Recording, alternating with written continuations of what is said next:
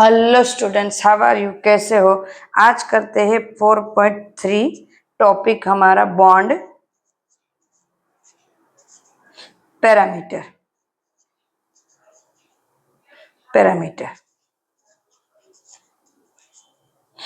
Bond parameter में सबसे पहले कौन सी डेफिनेशन लेंगे? अगर हमें कुछ ये चैप्टर हमें करना है तो हमें अच्छे से सारी डेफिनेशन करनी पड़ेगी। तो चलो चलो सबसे पहले डेफिनेशन करते। फर्स्ट हमारी डेफिनेशन है बॉन्ड लेंथ।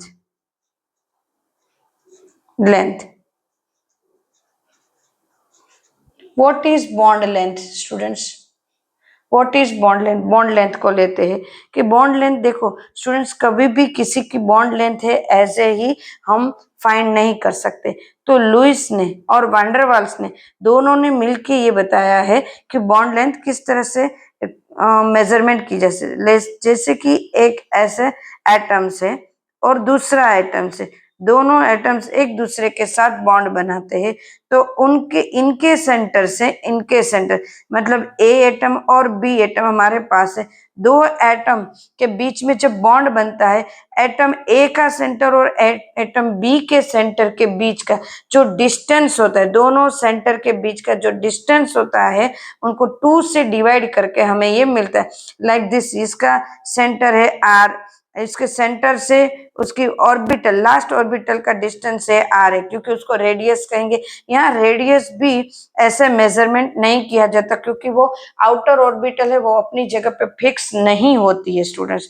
आउटर ऑर्बिटल अपनी जगह पे फिक्स नहीं होती है। तो यहाँ पे आर ए हम किसको कहेंगे? यहाँ तक का आर ए और यहाँ तक का आर बी कहेंगे।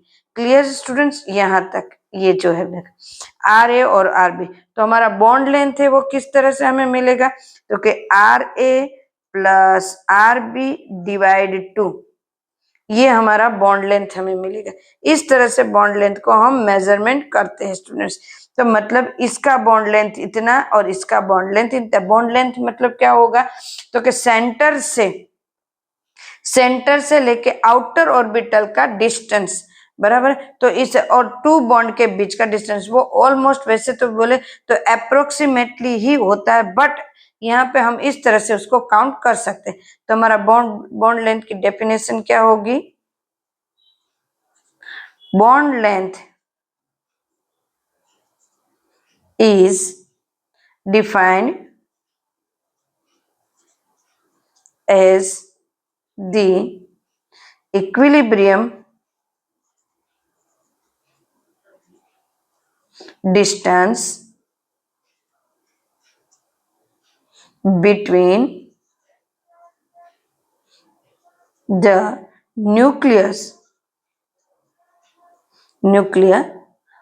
of two bonded। स्टूडेंट यहाँ पे सिर्फ डेफिनेशन ही करनी है और कुछ नहीं करना है, इनको इतना भी डिटेल में नहीं करना है। इन ए मॉलिक्यूल, इनके बीच का जो हमारा बॉन्ड होता है वो वैंडरवाल्स ने दिया है। तो वो non bonded situation, the der Waals radius represent overall size.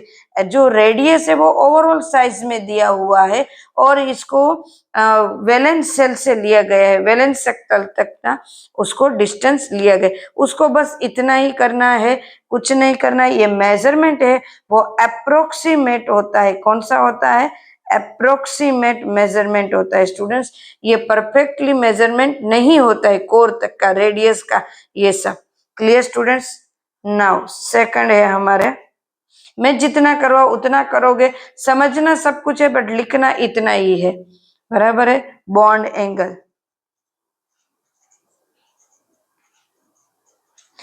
Bond angle, what is bond angle students? Bond angle किसको कहेंगे? तो कि 2 ऑर्बिटल्स, वैसे तो 2 एटम के बीच में जब बॉन्ड बनता है लाइक दिस, मैं एक एग्जांपल लेती हूँ H2O के बीच में बॉन्ड बनता है, oxygen and then hydrogen and hydrogen. ये इनके बीच में जब बॉन्ड बनता है तब इनके जो एटम के बीच में जो एंगल बनेंगे बॉन्ड बनाते हुए, जैसे कि ऑक्सीजन के साथ हाइड्रोजन किस तरह से अटैच होता है और इस टाइप भी, इस तरफ भी ऑक्सीजन के साथ हाइड्रोजन किस तरह से अटैच होता है, तो इसको हम कहेंगे, उनके बीच का जो एंगल बनेगा उसको हम कहेंगे 104.5, ये एंगल बनते हैं, इसको हम कहेंगे बॉन्ड एंगल। क्लियर है स्टूडेंट्स? बॉन्ड एंगल, तो बॉन्ड एंगल है, उसके ऊपर से उसका शेप भी फाइंड कर सकते हैं, उसको डिसाइड करना होता है शेप। क्लियर है? शेप, ऑर्बिटल्स में किस तरह से डिस्ट्रीब्यूट होंगे इलेक्ट्रॉन, किस तरह से एंगल बनाएंगे, किस एक्सिस पे एंगल बनाएंगे, शेप क्या होगा, ये इस पर से यहाँ पे फाइंड होता है या तो डिसाइड होगा। तो बॉन्ड एंगल हम किसको कहेंगे? It is defined,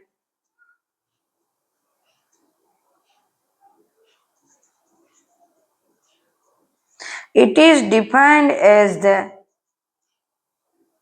angle between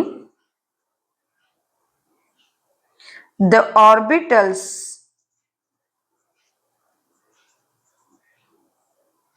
containing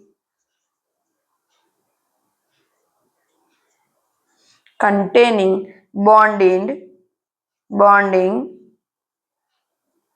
electron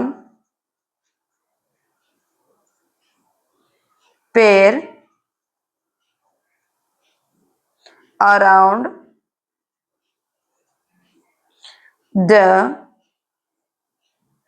central atom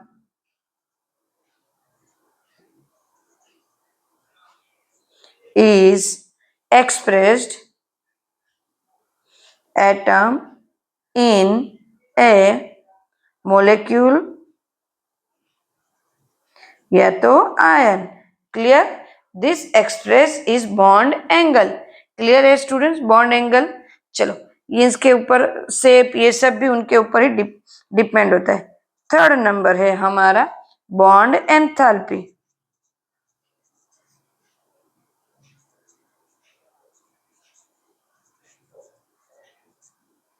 bond enthalpy, what is bond enthalpy? बराबर है। चलो, बॉन्ड एंथैल्पी हम किसको कहेंगे? It is defined as the amount of energy required. पहले डेफिनेशन कर लेते हैं। It is defined as the amount of energy required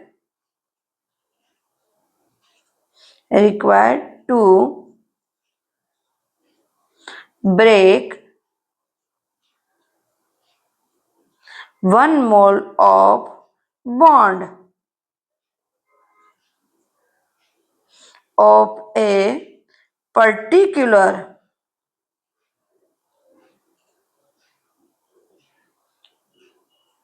type between two atoms in gaseous state। Gases state में जो बॉन्ड ब्रेक होता है उनके लिए, 1 मोल बॉन्ड ब्रेक होता है, उनके लिए जितनी एनर्जी चाहिए उसको हम कहेंगे bond enthalpy. Clear students? Bond enthalpy. Like this, एक एग्जांपल लेते हैं। H2 गैस, उसको जब ब्रेक करते हैं तो क्या बनता है? H+H+ gas gas. तो इसको बॉन्ड ब्रेक करने के लिए मुझे कितनी एनर्जी चाहिए? तो delta H 435.8 kilo joule mole inverse, इतनी एनर्जी चाहिए। तो यहाँ पे ये जो बॉन्ड एंथैल्पी है उसको हमें बॉन्ड मतलब एक ब्रेक करने के लिए एनर्जी देनी पड़ती है, इसलिए यहाँ पे प्लस लिखा है। तो दिस इज कौन सी ये रिएक्शन हुई? एक्सोथर्मिक या एंडोथर्मिक? एंडोथर्मिक। लाइक दिस, एक O2 का बॉन्ड ब्रेक करने के लिए गैस बॉन्ड ब्रेक करने के लिए ज्यादा थोड़ी एनर्जी दे, क्योंकि ऑक्सीजन के बीच में डबल बॉन्ड होता है स्टूडेंट्स। तो ये OG+O जी।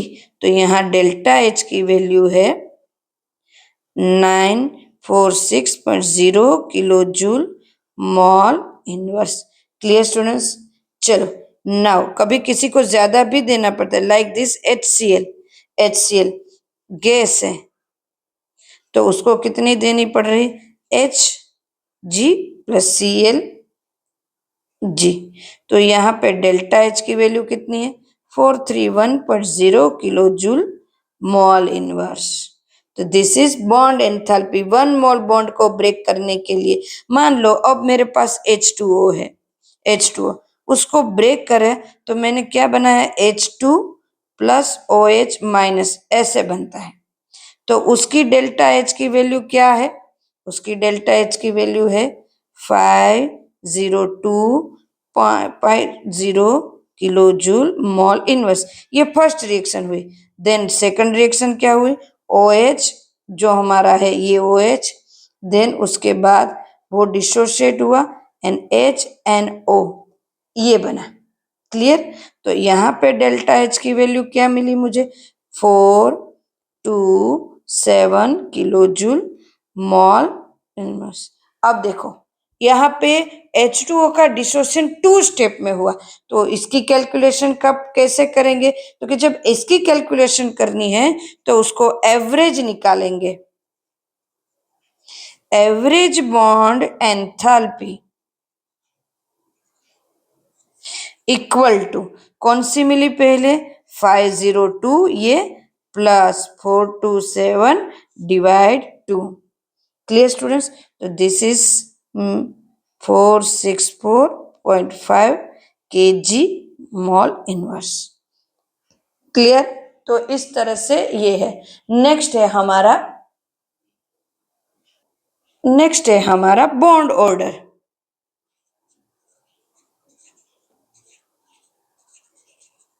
अब स्टूडेंट्स बॉन्ड ऑर्डर किसको कहेंगे? तो जैसे कि ऑक्सीजन ऑक्सीजन के बीच में डबल बॉन्ड है तो उसका बॉन्ड ऑर्डर 2, मतलब कि जितने बॉन्ड बनाते हैं उसको बॉन्ड ऑर्डर के। हाइड्रोजन हाइड्रोजन के बीच का एक है बॉन्ड तो बॉन्ड ऑर्डर 1। वैसे तो इस चैप्टर में बॉन्ड ऑर्डर कैलकुलेट करना भी आएगा। नाउ नाइट्रोजन नाइट्रोजन के बीच में ट्रिपल बॉन्ड बनता है तो इसका बॉन्ड ऑर्डर हुआ 3। तो बॉन्ड ऑर्डर है वो कैलकुलेट करने के एमओ थियरी में बाद में आएंगे इसी चैप्टर में, बट अभी डेफिनेशन के बेस पे लेते हैं। इन द लुईस, ये लुईस जो आया उसने दो मेथड बहुत अच्छे से कराए। Description of covalent bond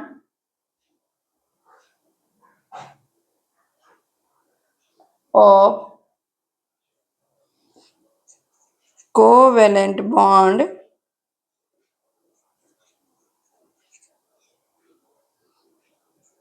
the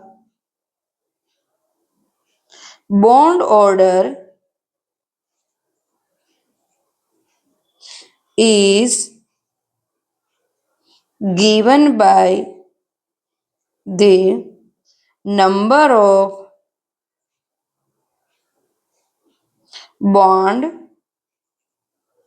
bonds between the two atoms in a molecule. Clear students? दो बॉन्ड के बीच में कितनी होती है उसको हम कहेंगे, कितने बॉन्ड क्रिएट हो इसको हम कहेंगे बॉन्ड ऑर्डर। सिर्फ हमें डेफिनेशन ही याद रखनी है स्टूडेंट्स और कुछ भी नहीं करना है। बॉन्ड ऑर्डर कब डिक्रीज होगा कब इंक्रीज होगा वो एमओ थियरी में आएंगे तब हमें अभी देखो ऊपर ऊपर से करेंगे तो कुछ पता नहीं चलेगा। देन नेक्स्ट है हमारा रेजोनेंस स्ट्रक्चर।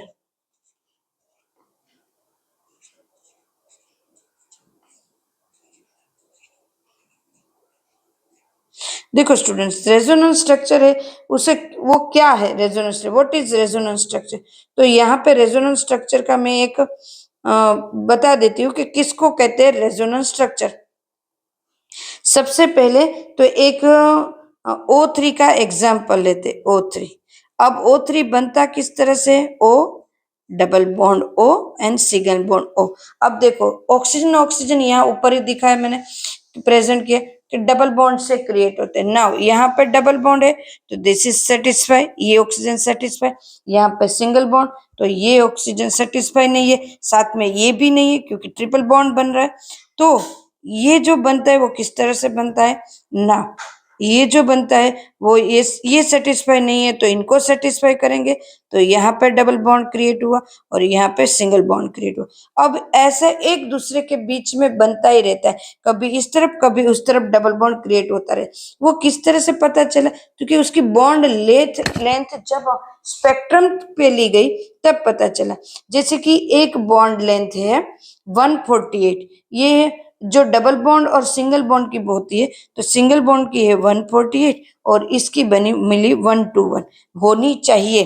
बट जब स्पेक्ट्रम के ऊपर बॉन्ड लेंथ मिली तो कैसी मिली, तो कि स्पेक्ट्रम के ऊपर बॉन्ड लेंथ मिली वो ऐसी मिली, बॉन्ड लेंथ मिली 128।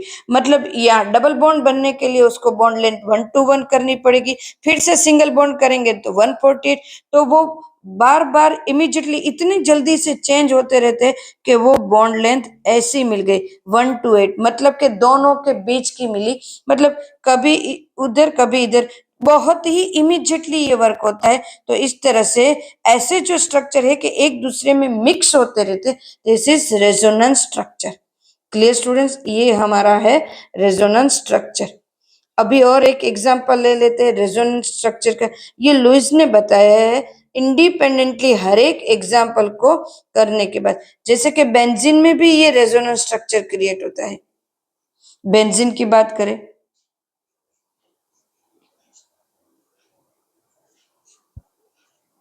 वैसे तो हमारा पूरा ऑर्गेनिक रेजोनेंस के ऊपर ही है, मतलब बेंजीन के ऊपर है। देखो यहाँ पे डबल बॉन्ड, यहाँ डबल बॉन्ड है, फिर यहाँ पे आ जाएगा, यहाँ पे है, यहाँ पे, तो इसके बीच का एक रेजोनेंस स्ट्रक्चर बनता है इस तरह से कि डबल बॉन्ड है वो इधर उधर चेंज होती ही रहती है, तो इसको कहते हैं रेजोनेंस स्ट्रक्चर। क्लियर स्टूडेंट्स, ये है हमारा resonance structure. Okay okay students, ये ड्रॉ हो गए, दिस इज रेजोनेंस स्ट्रक्चर। तो आज का हम यहाँ तक रखते हैं, नेक्स्ट वीडियो में फिर से मिलते हैं नई डेफिनेशन और पॉइंट के साथ। Okay bye, take care.